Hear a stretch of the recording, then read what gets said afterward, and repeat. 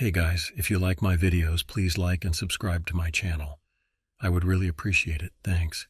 And also let me know where y'all are watching from and at what time. I'm curious. You can believe me or not. I've told this story maybe a dozen times, and each time the person listening just kind of nods, eyes darting like they're trying to decide whether I need help or a straitjacket. That's fine. I wouldn't believe it either if it hadn't happened to me. It started like any other long-distance hike. I took off from Springer Mountain in Georgia with plans to do a solo section of the Appalachian Trail. Not the whole thing, just a few weeks to clear my head. I'd gone through a rough breakup, and the trail had always been where I went to sort out life's noise. Just me, the trees, and the rhythm of walking. I was maybe 5 days in. The spring air was still cool, with that kind of sharp bite in the mornings that makes you feel alive. I had everything I needed: tent, food, journal, even a paperback I was trying to finish. No cell signal for days, which was the point. I didn't want contact, didn't want advice, just space. That morning I remember feeling off. Not sick, just off. Like the forest was holding its breath. No birds, no chipmunks, not even the usual wind through the canopy. Just stillness. I chalked it up to overthinking and kept moving. My boots crunching leaves were the only sound for miles. That's when I saw it. About 10 yards off the trail, tucked between the roots of an old oak, something caught the light. I thought it was litter at first, maybe a rusted tin or foil wrapper. But when I stepped closer, I saw leather. A satchel, cracked, weather-beaten, and half buried under dirt and moss like it had been lying there for years. Now, I'm not proud of this, but I looked around before touching it, like I expected someone to shout, "Hey, that's mine." But there was no one, just me and that satchel. I pulled it free. It was heavy, heavier than it should have been, and when I opened it, God help me, there were gold bars inside. Not coins, bars. I counted 13 of them. They shimmered even in the low light. My first thought wasn't joy or fear, it was confusion. What the hell was something like that doing out here? And that was the moment things started to go wrong. I sat down right there in the dirt, the satchel resting in my lap like a sleeping animal. The weight of it felt unnatural, not just in pounds, but in presence, like the thing didn't belong to this place, or to me, or to anyone still breathing. I took one of the bars out and turned it in my hands. It was rough. Not smooth like you'd expect from something molded in a modern mint. There were dents along the edges, strange markings I didn't recognize. Not letters, not symbols, just gouges like something had clawed at it, or it had been battered into shape. But the color, there was no mistaking it. Gold. Heavy. Real. I should have left it there. That's what people always say afterward, right? I should have walked away, but I didn't. I zipped the satchel shut and stuffed it in my pack, feeling the straps strain with the added weight. I didn't know what I was going to do with it. Turn it in, cache it somehow, just hike with it and pretend it wasn't gnawing at the edge of my thoughts. The sun started to dip not long after that, so I made camp in a clearing just off the trail. Normally, setting up my tent and fire feels like second nature. That night, everything took twice as long. My hands felt clumsy, and I kept glancing over my shoulder like someone might be watching. But there was no one. Just trees and more trees, and the kind of silence that makes your ears ring. That night, I couldn't sleep. The forest felt too still. I could hear my own heartbeat, thumping like it was trying to warn me. At some point after midnight, I reached for my compass just to reassure myself. It spun slowly in a circle over and over again. No north, no direction, just chaos. I lay there in my tent with the satchel under my feet, and I swear I felt it pulsing, like a heartbeat that wasn't mine. I told myself it was just nerves, just the weight of something valuable messing with my head. But I know now that the gold had already started working on me, and something in the woods knew I had it. I broke camp at dawn, eager to put some distance between myself and whatever unease had settled over the forest the night before. The gold satchel stayed zipped in my pack, tucked under my food bag like I was trying to hide it from the woods. I told myself I'd find the next ranger station and report it. Let them decide what to do. I even rehearsed how I'd say it. Found it under a tree, figured it was some kind of old loot, just thought you should know. But the trail didn't play along. I walked for hours. The sun climbed, shadows shifted, birds called to each other again. For a while, things almost felt normal, until I saw the split rock. There was a boulder up ahead with a long crack down the center, like someone had driven a wedge straight through it. I passed it the day before. I was sure of it. I recognized the way moss grew along the base, the faint orange slash of a trail marker on the tree beside it. I paused, checked my map, checked my compass again, still spinning. I kept walking. Another hour, maybe 2. More woods, more trail, then the same boulder, the same split, same tree, same orange slash. It was impossible. I backtracked, took a different path, one I didn't remember seeing before. The trail narrowed and bent sharply downhill where a creek trickled quietly between stones. I followed it, kept thinking I'd spot something new, a new tree, a broken log, anything. But instead, I came to a familiar clearing, my campfire pit still blackened from last night, my footprint in the soft earth near the tent site. That was when the panic set in, not the kind that makes you scream or run, but the slow, creeping kind that settles in your chest and whispers, "You're not getting out of here." My thoughts raced. Maybe I was turned around. Maybe the map was wrong. Maybe I was just tired. But then I felt it again, that cold, needling sensation just beneath the skin, the sensation of being watched. I turned fast, thinking I'd catch whoever was there. Nothing. Trees, wind, shadows. But for the first time I swore one of those shadows moved, and it didn't move like a person. It didn't rush at me or lurch out from behind a tree. It didn't make a sound. It just stood there, half hidden between 2 birch trunks, maybe 30 yards off, still as a statue. Too still. At first I thought it was a trick of the light, branches and mist forming a shape where none existed. I blinked, wiped sweat from my eyes, and looked again. It was still there, tall, human-shaped, but not quite human. Its limbs seemed too long, like someone had stretched the figure out of proportion. Its skin, or what I could see of it, was the color of ash. Not gray like clothing, but like cold wood after a fire, dull and lifeless.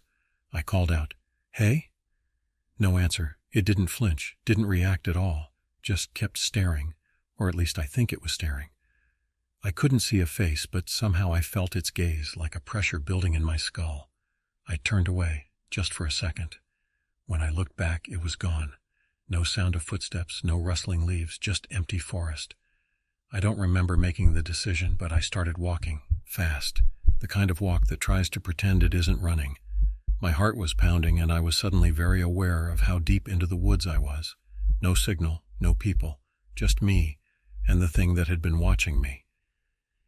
I made camp again that night, but I didn't sleep. I sat beside the fire, clutching my knife, jumping at every crackle of branches or flutter of wind. I kept checking the shadows beyond the tree line. They seemed to grow thicker as the fire burned low, as if drawn to the edge of the light. And sometime past midnight I saw it again. This time it was closer. It stood just beyond the firelight, half in shadow, unmoving. Its head was tilted slightly, like it was curious, like it was waiting. I didn't speak, I didn't blink. I just stared until my eyes watered. Then it raised an arm, slowly, and pointed. One long, rigid finger aimed into the forest, not at me, at something waiting ahead. I didn't want to follow where it pointed. Every part of me screamed to go the other way, to run until I hit pavement or a ranger station or even just another hiker. But there was something in the way it stood there, unmoving, unblinking, like it knew I'd follow eventually. And I did, not because I trusted it, because I didn't know what else to do. The thing vanished as I stood up, melting back into the darkness between trees without a sound. I left my gear behind, just grabbed a flashlight and my knife, and stepped into the direction it had shown me. I didn't mark the trail, didn't check my compass, just walked. About 10 minutes in, the forest changed. The air grew colder, not a breeze, but the kind of still chill you feel in abandoned places. The trees were thinner here, sicklier, their trunks twisted up like they were trying to escape the ground. That's where I saw the shelter, or what was left of it. It was an old trail shelter, the kind that once had a roof and 3 walls, but time and weather had half collapsed it into a mound of rotted timber. Moss crept up the logs like a slow infection, And there, crumpled against one wall, was the body. It had been there a long time. Clothes tattered, bones jutting from shreds of fabric. A hiking pack, half covered in leaves, rested beside the corpse. I froze. I didn't want to get closer. I had to. My hand shook as I pulled the pack open. Mold clung to everything inside, scraps of clothing, a rusted camp stove, a compass with its needle snapped off. And at the bottom, wrapped in a cracked Ziploc bag, was a journal. Water-stained, warped, the pages curled like dried petals. I flipped carefully, trying not to tear them. The first few entries were ordinary. Trail notes, weather, blisters, dates from nearly a decade ago. But then the tone changed. One entry read, "Found the gold where the birch roots meet. Thought it was a blessing. It's not. Something follows now. I can't leave. Compass won't work. Sun doesn't help. The thing watches." Another, "Buried it once. It came back. Woke up and the satchel was beside my bag." And the last, "I can't die out here. I can't die out here. I can't." The sentence trailed off. I sat on a fallen log, the journal in my lap, reading by the weak beam of my flashlight. The entries were jagged, scribbled in shaky handwriting. Some pages were torn out, others smeared by water or what looked like blood, but the message was clear.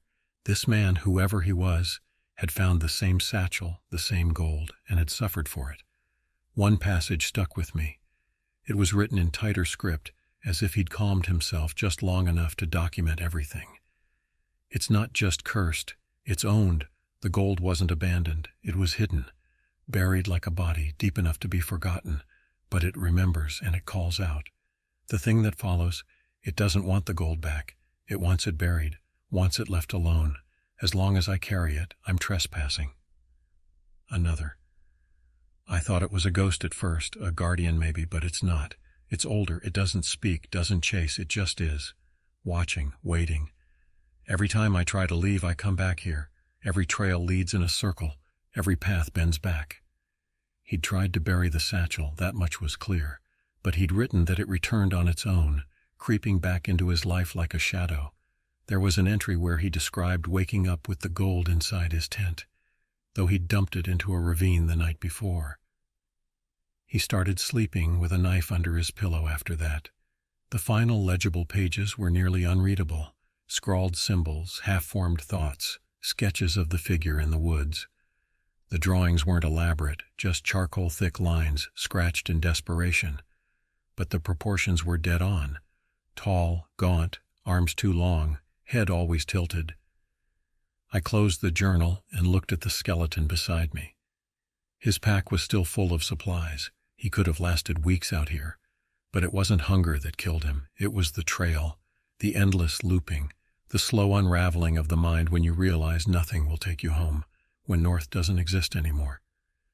I looked back toward the trees. It was waiting for me again, standing still, watching, and it knew I understood now. I ran, not out of panic, but out of necessity. Something in me clicked after reading that journal. I knew then that I'd made the same mistake. I'd taken the same satchel. I'd followed the same trail into nowhere, and now the woods had closed around me. The figure didn't chase me. It never had to. It just watched. I ran until my legs gave out and I tumbled hard, down a slope covered in damp leaves and roots slick as ice. I landed in a shallow ravine, shoulder aching, head spinning. I groaned and sat up slowly. There it was again. At the top of the hill, against the morning light, its silhouette looked even taller, more real. It stood with one arm raised, not pointing this time, but lifted, palm open, as if telling me to stop. I didn't move, didn't breathe. Then I heard the whisper of leaves shifting around me, and when I turned my head, I realized the trail was gone, completely, not hidden, not overgrown, gone, no broken branches, no boot prints, just dense woods in every direction, and the specter still there, blocking the only clear rise back to where I'd fallen from. I sat for what felt like hours, just staring, mind buzzing like a hornet's nest. I thought about trying to go around it, but every time I moved, the thing shifted too, just a step, barely noticeable, but enough to remind me who controlled the path now. That was when I understood what it wanted. The journal had said it clearly. It didn't want the gold back. It wanted it buried, left where it had been put to rest, like a body that shouldn't have been dug up, like bones yanked from a grave. I opened my pack. The satchel felt heavier than ever. The leather was damp, soft, almost spongy. Mold had started to creep along the edges like it had aged a decade overnight. The gold inside didn't shine anymore. It was dull, greasy, wrong. I stood slowly, testing my limbs, and looked up at the figure once more. "I'm putting it back," I whispered. It didn't respond, but it lowered its arm and stepped aside. The climb back up the slope felt longer than the fall had been. My legs trembled with every step, and my breath came in sharp bursts. I kept one eye on the figure, still visible, still watching, but it didn't follow. Just turned slowly to face the woods again, as if leading me, as if guiding me. I don't know how I found my way back. There was no trail to follow, no landmarks I recognized, but my feet moved like they remembered what my brain had forgotten. Over rocks and through thorny underbrush, across a stream I hadn't seen before, and through a stand of pine that smelled faintly of smoke. And then I saw it, the old tree, thick-trunked, with roots like claws grasping into the earth, the place where I'd first found the satchel. I dropped to my knees, breath catching in my throat. The ground was soft here, loamy and damp, as though it had been recently disturbed. I didn't question it. I didn't stop to wonder why it looked freshly turned. I just dug.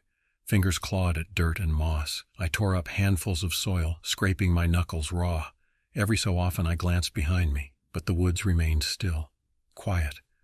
That awful waiting silence had returned. Finally, the hole was deep enough. I took the satchel, now soaked through and stinking of rot, and lowered it into the earth. The moment it left my hands, I felt lighter, like something had uncoiled in my spine, like I'd been carrying not just weight, but something alive on my back. I didn't cover it right away. I stared at it for a long time, as if expecting it to leap back out to fight its way free. But it didn't move. One by one, I began shoveling dirt back over it. With each handful, I whispered something, not a prayer exactly, just desperate fragments. "I'm sorry, I didn't know. I'm leaving it, I swear." When I finished, I patted the soil flat with both hands. The forest let out a breath. A wind stirred through the trees, not harsh, not cold. Just a breeze, like the kind you feel after a thunderstorm breaks. Behind me, I heard one final sound, footsteps, soft, fading, walking away. I sat there for a long time, not trusting it was over. The earth was quiet, the woods still. The satchel was gone, sealed beneath a shallow grave at the base of the twisted tree. I half expected it to claw its way back out, to rise through the dirt like something undead. But it didn't. The longer I sat, the more normal everything began to feel. A bird chirped, just one, but that sound, small, familiar, hit me harder than anything else had. I hadn't heard birds in days, or maybe I had and just hadn't noticed over the static of fear. Now the noise cut through like a warm knife. I looked up and saw sunlight flickering through the branches. Real sunlight, not that hazy, off-color kind I'd seen since finding the satchel. I stood slowly, half expecting the woods to shift around me again, but they didn't. The trees remained still. The trail, I swear it wasn't there before, had returned just a few feet beyond the clearing. A real trail, with worn earth and scuffed roots, trail markers painted on trunks like they'd never left. I walked to it, numb, not letting myself believe. I checked my compass. North pointed north, and the thing, whatever it was gone. No sign of movement, no looming figure at the edge of the trees, no weight pressing down on my chest. It had followed me as far as it needed to, and now that the gold was back in the ground, it had moved on, or gone back to sleep, or maybe it never left. Maybe it's always there, just waiting for the next fool to dig it up. The rest of the hike blurred. I don't remember how many miles I covered or where I spent the night. All I remember is that the forest let me leave. I passed familiar signs again, trail names, shelters, water stations, and 2 days later I stepped off the trail and into a ranger station with cracked lips, sunburned cheeks, and wild eyes. They asked if I was okay. I told them what happened. I told them about the satchel, the corpse, the journal, the specter. They listened politely, with that smile people give when they're deciding whether to call someone crazy. And when I left, they said, "Enjoy the rest of your hike." I didn't enjoy the rest of the hike. I got off the trail the next day, hitched a ride back to town, slept in a real bed, and tried to pretend I hadn't just been swallowed by something vast and old and hungry. I didn't tell my family right away. What could I say? Hey, you won't believe this, but I found cursed gold and was haunted by a ghostly forest sentinel. Eventually, I told them, bits and pieces, enough to get it off my chest. They nodded, smiled, and exchanged looks when they thought I wasn't watching. My brother said I must have gotten turned around and hallucinated from dehydration. My dad said it sounded like a dream. My mother just hugged me and told me I looked too thin. No one believed me. I even went back once, just for a day. Drove to a section of the trail near where I'd started and tried to find that tree again, the one with the roots like claws. I couldn't. The trail felt different, smaller somehow, familiar and yet completely foreign. I think the forest let me in that first time, or maybe the satchel called me. Whatever it was, it hasn't called again. Sometimes, though, I dream about it. I dream of walking through that endless green tunnel, each tree a little closer than it should be, shadows pooling at my heels. And always, I feel that presence behind me, just watching, waiting to see if I'll turn around and go back. But I won't. I've learned my lesson. If you ever find yourself deep in the Appalachian wilderness and you stumble upon something that shouldn't be there, something buried, something left behind, do yourself a favor. Don't touch it. Don't try to claim it. Turn around and walk away. And if you feel like you're being followed after, if you see something tall and silent among the trees, don't run, don't speak. And for God's sake, don't look it in the eye. Just bury what you took and hope that's enough.